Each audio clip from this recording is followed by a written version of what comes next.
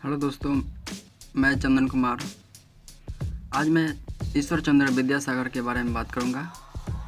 कृपया करके अगर ये वीडियो आपको अच्छा लगे तो लाइक, शेयर और सब्सक्राइब जरूर करें। ईश्वर चंद्र विद्यासागर का जन्म 26 सितंबर 1820 को होता है और इनका निधन 29 जुलाई 1891 को होता है। ईश्वर चंद्र विद्यासागर का जन्म 26 सितंबर 1820 और निधन 29 जुलाई 1891। 19वीं शताब्दी के बंगाल के प्रसिद्ध दार्शनिक, शिक्षाविद, समाज सुधारक, लेखक, अनुवादक, मुद्रक, प्रकाशक, उद्यमी यानी एंटरप्रेनर और परोपकारी समाजसेवी थे। वे बंगाल के पुनर्जागरण के स्तंभों में से एक थे। उनके बचपन का नाम ईश्वर चंद्र बंदोपाध्याय था। संस्कृत भाषा और दर्शन में अगाध पांडित्य के कारण विद्यार्थी जीवन में ही संस्कृत कॉलेज ने उन्हें विद्यासागर की उपाधि दी थी। वे नारी शिक्षा के समर्थक थे। उनके प्रयास से ही कलकत्ता में एवं अन्य स्थानों में बहुत अधिक बालिका विद्यालयों की स्थापना हुई। उस समय हिंदू समाज में विधवाओं की स्थिति बहुत ही शोचनीय थी। उन्होंने विधवा पुनर्विवाह, विंडो रीमैरिज के लिए लोकमत तैयार किया। उन्हीं के प्रयासों से 1856 ईस्वी में विधवा पुनर्विवाह कानून पारित हुआ। उन्होंने अपने इकलौते पुत्र का विवाह एक विधवा से ही किया। उन्होंने बाल विवाह का भी विरोध किया। बांग्ला भाषा के गद्य को यानी प्रोज जो होते हैं उनको सिंप्लीफाई और मॉडर्नाइज बनाने का उनका कार्य सदा याद किया जाएगा। उन्होंने बांग्ला लिपि के वर्णमाला को भी सरल एवं तर्कसम्मत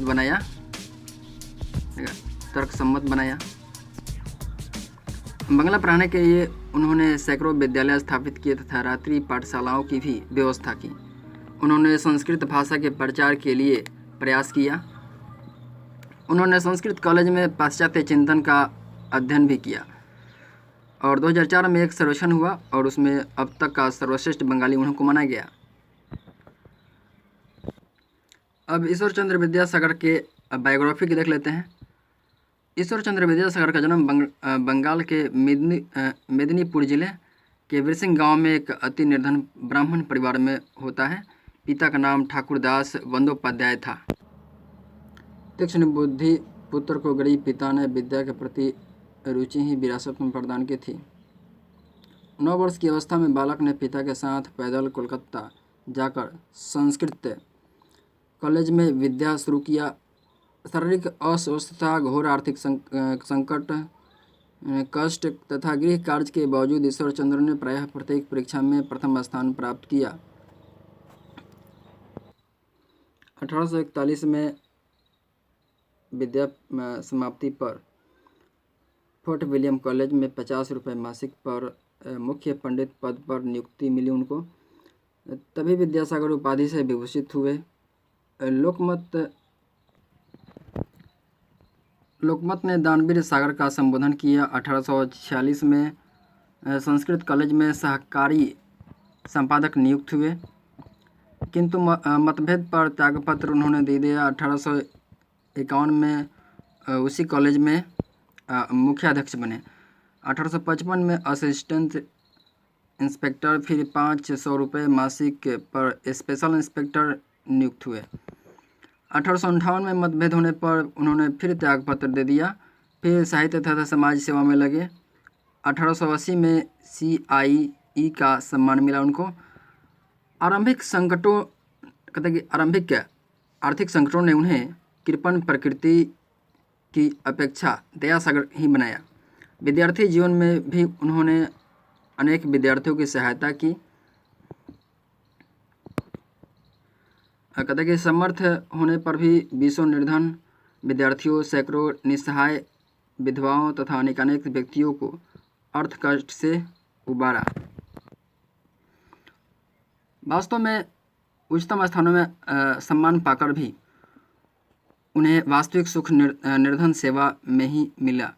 शिक्षा के क्षेत्र में वे स्त्री शिक्षा के प्रबल समर्थक थे। बैथुन की सहायता से गर्ल्स स्कूल की स्थापना की, जिसके संचालन का भार उन पर ही था। उन्होंने अपने ही व्यय से मेट्रोपोलिस कॉलेज की स्थापना के साथ ही अनेक सहायता प्राप्त स्कूलों की भी स्थापना की। संस्कृत अध्ययन की सुगम प्रणाली निर्मित की। इसके अतिरिक्त शिक्षा प्रणाली में अनेक सुधार किए। समाज सुधार उनका प्रिय क्षेत्र था, उन्हें कट्टरपंथियों का तीव्र विरोध सहना पड़ा।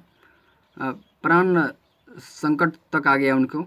वे विधवा विवाह के प्रबल समर्थक थे। शास्त्रीय प्रमाणों से उन्होंने विधवा विवाह को वैलिड साबित कर दिया। पुनर्विवाहित विधवाओं के पुत्रों को 1865 के एक्ट द्वारा वैध घोषित करवाया। अपने पुत्र का विवाह विधवा से ही किया, उनका एक ही पुत्र था। संस्कृत कॉलेज में अब तक केवल ब्राह्मण और वैद्य ही विद्यार्जन कर सकते थे। अपने प्रयत्नों से उन्होंने समस्त हिंदुओं के लिए विद्या अध्ययन के द्वार खुलवाए। साहित्य के क्षेत्र में बंगाल गद्य के प्रथम प्रवर्तकों में थे वो। उन्होंने 52 पुस्तकों की रचना की, जिसमें 17 संस्कृत थी, 5 अंग्रेजी वाला था और शेष बांग्ला भाषा में थी। जिन पुस्तकों से उन्होंने विशेष साहित्य कृति अर्जित की है वे हैं वैताल पंचविंशति, शकुंतला तथा सीता वनवास। इस प्रकार मेधावी, स्वावलंबी, स्वाभिमानी, मानवीय, अध्यवसायी, दृढ़ प्रतिज्ञा, दानवीर, विद्यासागर, त्यागमूर्ति ईश्वरचंद्र ने अपने व्यक्तित्व और कार्यक्षमता से शिक्षा, साहित्य तथा समाज के क्षेत्र में अमिट पद चिन्ह छोड़े। वे अपना जीवन एक साधारण व्यक्ति के रूप में जीते थे, लेकिन दान पुण्य के अपने कामों को एक राजा की तरह बिताते थे।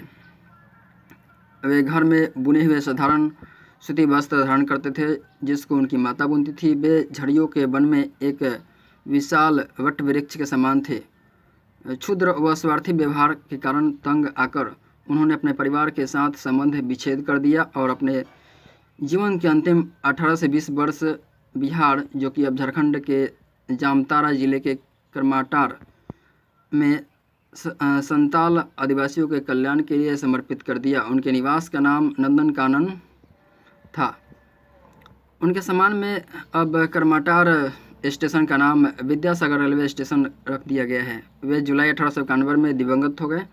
उनकी मृत्यु के बाद रविंद्रनाथ ठाकुर ने कहा था, लोग आश्चर्य करते हैं कि ईश्वर ने 40 लाख बंगालियों में कैसे एक मनुष्य को पैदा किया। उनकी मृत्यु के बाद उनके निवास नंदनकानन को उनके बेटे ने कलकत्ता के मलिक परिवार को बेच दिया था। इससे पहले कि नंदन कानन को ध्वस्त कर दिया जाता, बिहार के बंगाली संघ ने घर घर से एक रुपया एकत्रित कर 29 मार्च 1974 को उसे खरीद लिया और बालिका विद्यालय को पुनः शुरू किया गया, जिसका नामकरण विद्यासागर के नाम पर किया गया है। निःशुल्क होम्योपैथिक क्लिनिक स्थानीय जनता की सेवा कर रहा है। विद्यासागर के निवास स्थान के मूल रूप को आज भी व्यवस्थित रखा गया है। सबसे मूल्यवान संपत्ति लगभग 150 वर्ष पुरानी पालकी है, जिसे स्वयं विद्यासागर प्रयोग करते थे।